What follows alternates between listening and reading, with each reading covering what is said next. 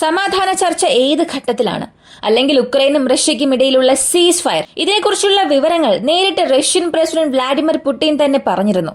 ഏകദേശം 18 മിനിറ്റിലധികം ഈ Russia Ukraine യുദ്ധത്തെക്കുറിച്ചും Belarus സംബന്ധിക്കുന്ന ചില കാര്യങ്ങളും അദ്ദേഹം പറഞ്ഞുകൊണ്ടിരിക്കുന്ന അതേ സമയം ഒരു സാറ്റലൈറ്റ് ഇമേജ് ഓൺലൈനിൽ വളരെ വേഗത്തിൽ വൈറലാകാൻ തുടങ്ങി. റഷ്യയുടെ വളരെ പ്രധാനപ്പെട്ട എയർബേസ്. ഉക്രൈൻ യുദ്ധത്തെ കേന്ദ്രീകരിച്ചു മാത്രമല്ല, നാറ്റോ രാജ്യങ്ങളെ കൗണ്ടർ ചെയ്യുന്നതിന് വേണ്ടിയുള്ള റഷ്യയുടെ പ്രധാനപ്പെട്ട ഒരു എയർബേസ് ആണിത്. ഇതിൽ ചരിത്രത്തിൽ ഇന്നുവരെയും രേഖപ്പെടുത്തിയിട്ടില്ലാത്ത അളവിൽ 45 ബോംബർ വിമാനങ്ങളെ കൊണ്ടുവന്ന് റഷ്യ നിർത്തിവച്ചിരിക്കുകയാണ്. അപ്പോ ഈ ഇമേജസ് ലീക്ക് ആയതിനു ശേഷം ഒരു വലിയ ചോദ്യം തന്നെ അവിടെ ഉണ്ടായി. ഇത് സത്യത്തിൽ നാറ്റോയ്ക്ക് എതിരെ റഷ്യ നിർത്തിവച്ചിരിക്കുന്നതാണോ, അല്ലെങ്കിൽ ഉക്രൈന് എതിരെയാണോ ഇവയെല്ലാം നിർത്തിവച്ചിരിക്കുന്നത് എന്ന്? അതിനുള്ള കാരണവും ഉണ്ട്.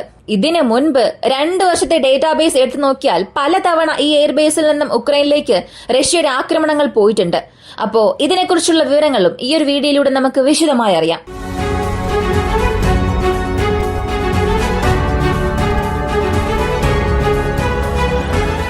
മുപ്പത് ദിവസത്തെ സീസ് ഫയർ ഡീലിന് ഉക്രൈൻ സമ്മതിച്ചു എന്ന് നമുക്കറിയാവുന്ന കാര്യമാണ്. എന്നാൽ ഇതിന് റഷ്യയുടെ മറുപടി എന്താണ്? കാരണം ക്രെംലിന്റെ ഭാഗത്ത് നിന്ന് യാതൊരു ഒഫീഷ്യൽ സ്റ്റേറ്റ്മെന്റ് വന്നിട്ടില്ല. അവരുടെ പ്രസ് റിലീസ് അല്ലെങ്കിൽ അവരുടെ foreign ministry, department of defence, ഇവരുടെ പക്കൽ നിന്നും യാതൊരു സ്റ്റേറ്റ്മെന്റ് വന്നില്ല. ഇതിനിടയിൽ ബെലാറസ് പ്രസിഡന്റ് റഷ്യയിലേക്ക് പോകുന്നു. റഷ്യൻ പ്രസിഡന്റ് വ്ളാഡിമിർ പുടിനെ കണ്ട് സംസാരിക്കുന്നു. ഈ 2 നേതാക്കന്മാരും പ്രധാനപ്പെട്ട ചർച്ചകൾ നടത്തുന്നു. പ്രധാനമായും ബെലാറസിനും റഷ്യയ്ക്കും ഇടയിലുള്ള സൈനിക കരാറുകളും ബെലാറസിന്റെ സുരക്ഷാ അസിസ്റ്റൻസിന് റഷ്യയെ കൊണ്ട് എന്തൊക്കെ ചെയ്യാൻ കഴിയും, ഇതൊക്കെ വലിയ ടോപ്പിക്കായി തന്നെ സംസാരിച്ചു. ഇതിന്റെ ഫലം എന്താണെന്ന് ചോദിച്ചാൽ, ഓർഷനിക് മിസൈൽ ഈ വർഷ അവസാനത്തിനുള്ളിൽ ഡെപ്ലോയ് ചെയ്യപ്പെടും. അതായത് റെഡി ടു ഫയർ എന്ന കാറ്റഗറിയിൽ ആക്റ്റീവ് ന്യൂക്ലിയർ വാർഹെഡ്സോടുകൂടി തന്നെ ബെലാറസിലേക്ക് പോകും.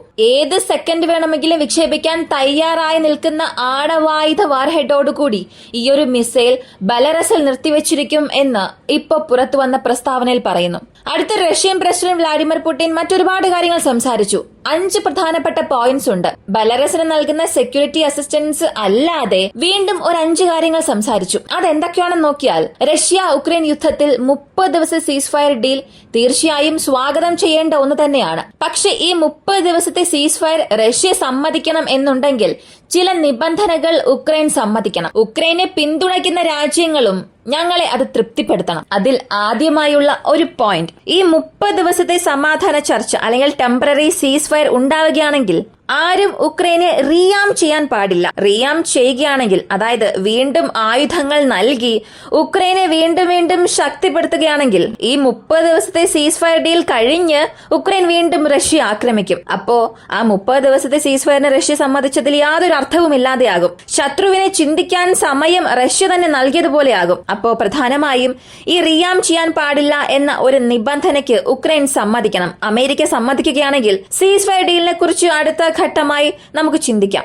രണ്ടാമതായുള്ള നിബന്ധന, പെർമനന്റ് നെഗോസിയേഷൻസ് ഇവിടെ ഈ 30 ദിവസത്തിനുള്ളിൽ സംഭവിക്കണം. അതായത് ആദ്യം ഒരു 30 ദിവസത്തെ സമാധാനം അവിടെ ഉണ്ടാക്കുന്നു. ആ 30 ദിവസം അവസാനിക്കുകയാണെങ്കിൽ അടുത്ത ഘട്ടം എന്തായിരിക്കും? 31ാമത്തെ ദിവസം മുതൽ യുദ്ധം സംഭവിക്കുമോ? വീണ്ടും റഷ്യ ഉക്രൈൻ യുദ്ധം തുടരുമോ? അങ്ങനെയാണെങ്കിൽ എന്തിനാണ് ഈ ടെമ്പററി സീസ് ഫയർ ഡീൽ? അങ്ങനെ ഒന്നും ആവശ്യമേ ഇല്ല. അപ്പോ ഈ 30 ദിവസം ഇവിടെ ഇംപ്ലിമെന്റ് ചെയ്യപ്പെടുകയാണെങ്കിൽ ആ 30 ദിവസത്തെ ഗ്യാപ്പിനുള്ളിൽ തന്നെ റഷ്യ ഉക്രൈൻ യുദ്ധത്തിന്റെ അടുത്ത ഘട്ടം എന്താണെന്ന് തീരുമാനിക്കണം. പെർമനന്റ് സീസ് ഫയർ അവിടെ കൊണ്ടുവരണം. യുദ്ധം മുഴുവനായും അവസാനിപ്പിക്കാൻ എന്താണ് എന്നുള്ള വഴികളെല്ലാം ഈ രാജ്യങ്ങൾ തിരയണം. മൂന്നാമതായുള്ളത് റഷ്യയ്ക്കുള്ള സെക്യൂരിറ്റി അസിസ്റ്റൻസ് ആണ്. നാറ്റോയിൽ ഉക്രൈൻ ചേരാൻ പാടില്ല. യൂറോപ്യൻ ഭൂഖണ്ഡത്തിൽ വളരെ പ്രധാനപ്പെട്ട ഹബ് റഷ്യ ആയിരിക്കണം. റഷ്യയ്ക്ക് ആവശ്യമായ സെക്യൂരിറ്റി അസിസ്റ്റൻസ് യൂറോപ്യൻ യൂണിയനിലുള്ള നാറ്റോ രാജ്യങ്ങൾ നൽകണം. ഇതിനകം ജർമ്മനി എപ്പോഴാണോ നാറ്റോയിൽ ചേർന്നത്, അതിനുശേഷം കിഴക്ക് നോക്കി നാറ്റോ എക്സ്പാൻഡ് ആകാൻ പാടില്ല എന്ന ഒരു കരാർ ഉണ്ടായിരുന്നു. പക്ഷെ അതിനുശേഷവും അവർ അങ്ങോട്ടേക്ക് വികസിച്ചു. അതുകൊണ്ടാണ് ഈ പ്രശ്നം 2025 വരെ വന്നു നിൽക്കുന്നത്.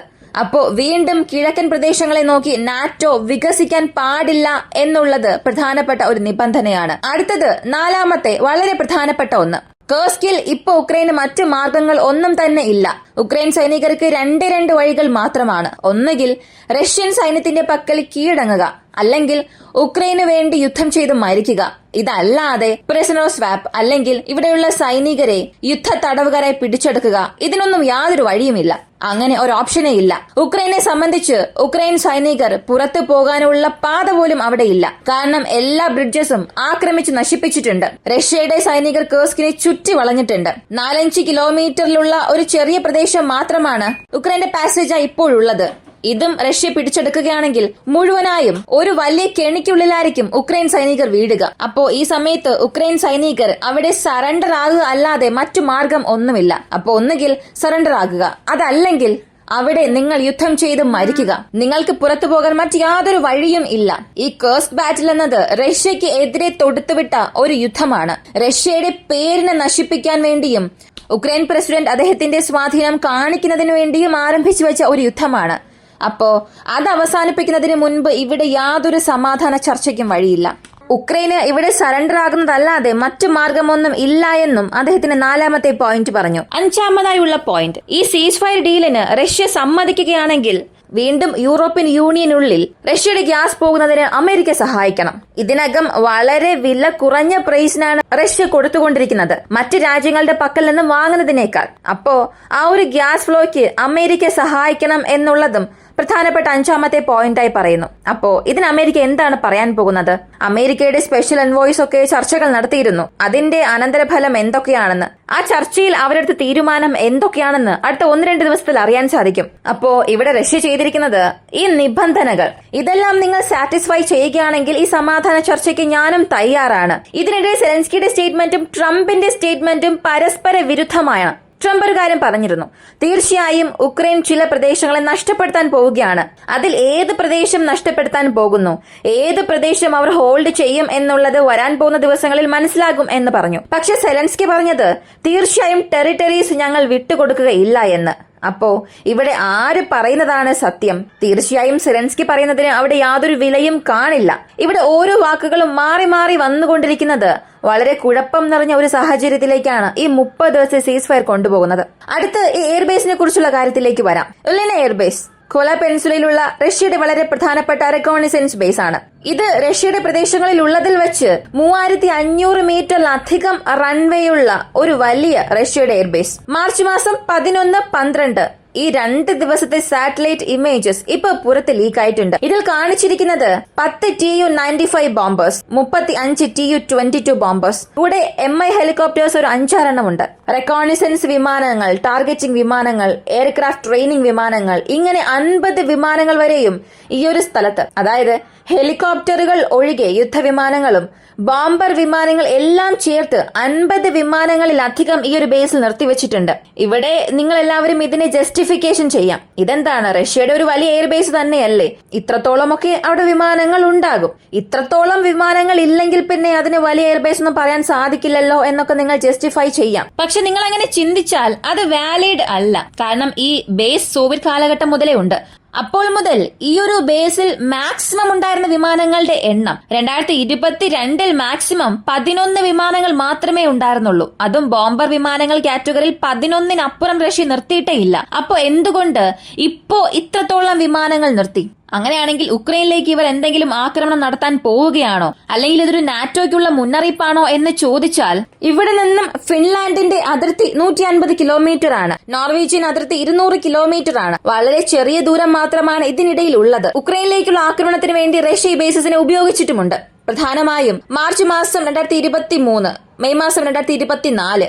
അപ്പോഴെല്ലാം ഇവിടെ നിർത്തിവെച്ചിരുന്ന വിമാനങ്ങളുടെ എണ്ണം എത്രയാണെന്ന് അറിയണ്ടേ? മാർച്ച് മാസം 10 Tu-95 ബോംബേഴ്സ്, 7-8 Tu-22 ബോംബേഴ്സും നിർത്തിയിരുന്നു. മൊത്തം ഒരു 15-18 വിമാനങ്ങൾ മാത്രമാണ് ഇവിടെ നിർത്തിയിരുന്നത്. ഇത്ര വിമാനങ്ങളാണ് ഉക്രൈനിൽ പോയി അറ്റാക്കും നടത്തിയത്. അടുത്തത് 2024 മെയ് മാസത്തിൽ 10 Tu-95 ബോംബേഴ്സും 12 Tu-22 ബോംബേഴ്സ് ഇതെല്ലാം ചേർത്ത് റഷ്യയുടെ പ്രദേശങ്ങൾക്കുള്ളിൽ പറന്ന് KH-101, KH-55 ഈ നിരയിലുള്ള വിമാനങ്ങൾ ഉക്രൈൻ പൊസിഷനിലേക്ക് അയച്ച് ആക്രമിച്ചു. ചരിത്രത്തിൽ, അതും റഷ്യ ഉക്രൈൻ യുദ്ധത്തിൽ അന്ന് നടന്ന ആ ഒരു ആക്രമണത്തിൽ 150 മിസൈൽസ് ആയിരുന്നു ഒറ്റ തവണ ഫയർ ചെയ്തതും ഒരു ബിഗ്ഗസ്റ്റ് ആക്രമണമായി ഉക്രൈൻ നടത്തുകയും ചെയ്തു. എന്നാൽ ഈ ആക്രമണത്തിൽ ഉക്രൈൻ ഒരു റിവഞ്ചും എടുത്തു. 2024 ജൂണിൽ ഈ എയർബേസിൽ ഉണ്ടായിരുന്ന Tu-22 ബോംബർ വിമാനത്തെ ഞങ്ങൾ ആക്രമിച്ചു. ഒരു ഡ്രോൺ അറ്റാക്ക് ഞങ്ങൾ അവിടെ നടത്തി നശിപ്പിച്ചു എന്നുള്ള ചില ഫുട്ടേജസ് അവർ പുറത്തിറക്കിയിരുന്നു. എന്നാൽ അവിടെ പ്രധാനപ്പെട്ട നാശനഷ്ടങ്ങൾ സംഭവിച്ചതുപോലുള്ള വിവരങ്ങൾ പുറത്തു വന്നില്ല. അതിനു മുൻപ് ഏഞ്ചൽസ് എയർബേസിൽ നിർത്തിവച്ചിരുന്ന ചില വിമാനങ്ങളെ ഇതേ Tu-22 കാറ്റഗറിയിൽ ഉക്രൈൻ ആക്രമിച്ചു. എന്നാൽ ഈ എയർബേസ് എന്നത് വളരെ ദൂരത്തിലാണുള്ളത്. കോള പെൻസുല എന്നത് 1500 കിലോമീറ്റർ കഴിഞ്ഞുള്ള ഒരു പ്രദേശമാണ്. അത്രത്തോളം ലോങ് റേഞ്ചിൽ ചെന്ന് ആക്രമിക്കുന്ന ഒരു ഡ്രോൺ ഇപ്പോഴും ഉക്രൈൻ അയച്ചിട്ടില്ല. അപ്പോ ഇത്രത്തോളം കൂടുതൽ ബോംബർ വിമാനങ്ങളെ ഇവിടെ നിർത്തിവച്ചിട്ടുള്ളത്, അതും 10 Tu-95 ബോംബേഴ്സ്, 35 Tu-22. ഈ ബോംബർ കാറ്റഗറിയിൽ മാത്രം 45 വിമാനങ്ങൾ ഉണ്ട്. അതും ഈ 3-4 ദിവസത്തിൽ ഈ റേഷ്യോ അധികമായിട്ടുള്ളത് തീർച്ചയായും ഉക്രൈനിലേക്ക് റഷ്യ ഏതൊരു ആക്രമണം നടത്താൻ പോകുന്നു എന്നതിനെയാണ് സൂചിപ്പിക്കുന്നത്. അതും റഷ്യയുടെ ഈ നിബന്ധനകൾ ഉക്രൈൻ സമ്മതിച്ചില്ലെങ്കിൽ, മോസ്കോയ്ക്ക് നേരെ വീണ്ടും ഉക്രൈൻ ഒരു ആക്രമണം നടത്തുകയാണെങ്കിൽ, ഉക്രൈന് എതിരെയുള്ള ഏത് ആക്രമണത്തിനും റഷ്യ തയ്യാറായിക്കൊണ്ടിരിക്കുകയാണ് എന്നുള്ളതാണ് ഇതിലൂടെ എല്ലാം വ്യക്തമാകുന്നത്. ഇതിൽ യാതൊരു സംശയവും വേണ്ട.